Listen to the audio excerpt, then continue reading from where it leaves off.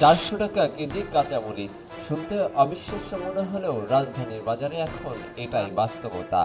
টানা বৃষ্টি আর কিছু এলাকার বন্যার প্রভাবে শুধু মরিচই নয়, বাড়ছে পেঁয়াজ ও ডিমের দামও।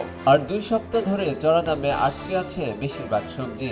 ফলে নিত্যপণ্যের বাজারে আবারও বাড়ছে সাধারণ মানুষের অস্বস্তি। বাজারে ঢুকলেই চোখে পড়ে দামের ঊর্ধ্বগতি, তবে সবকিছুকে ছাপিয়ে যেন আলোচনার কেন্দ্রে কাঁচামরিচ। কয়েকদিন পরপরই দামের সঙ্গে যোগ হচ্ছে নতুন 100 টাকা। বর্তমানে রাজধানীর খুচরা বাজারে প্রতি কেজি কাঁচামরিচ বিক্রি হচ্ছে 400 টাকায়। 100 গ্রাম 40 টাকা, 250 গ্রাম কিনতে উঠতে হচ্ছে 100 টাকা। তবে আধা কেজি কিংবা 1 কেজি নিলে কিছুটা কম দামে মিলছে। শুধু মরিচই নয়, নতুন করে বাড়ছে পেঁয়াজের দামও। 1.5 থেকে 2 সপ্তাহ আগে দেশি পেঁয়াজের কেজি ছিল 40 থেকে 45 টাকায়।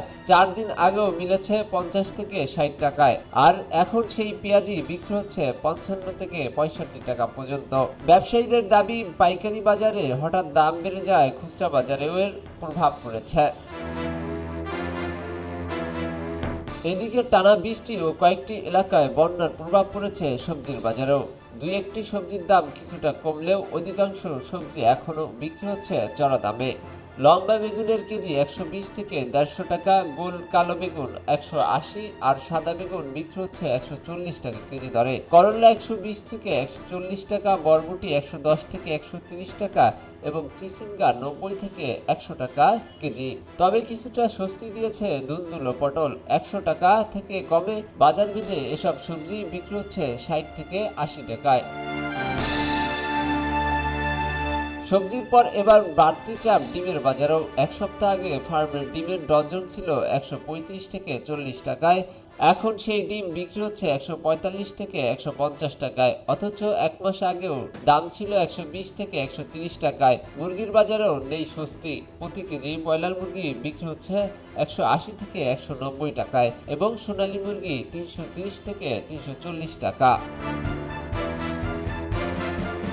বাজারে একের পর এক নিত্য পণ্যের দাম বাড়ায় চাপে পড়েছেন সাধারণ ক্রেতা। তাদের অভিযোগ, আয় বাড়ছে না, অথচ প্রতিদিনই বাড়ছে বাজারের খরচ।